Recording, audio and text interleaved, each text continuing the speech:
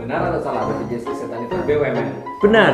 Salah? Oh salah, BPJS Kesehatan kan BUMN. BPJS Kesehatan itu pegawai negeri, itu yang benar. Salah juga. Jelas BPJS Kesehatan itu pegawai negeri, kok salah sih? Loh, kok bingung?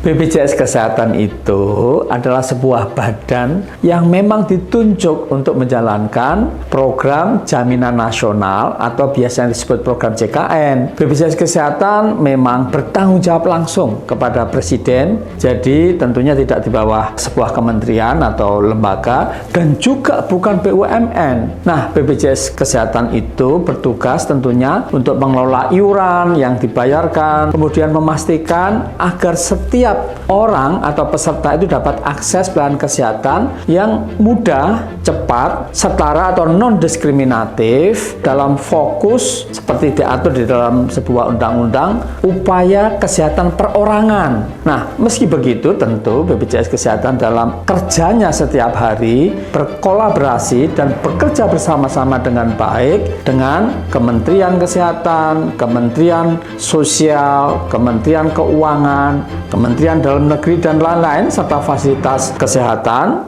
dan organisasi yang terkait dengan kesehatan.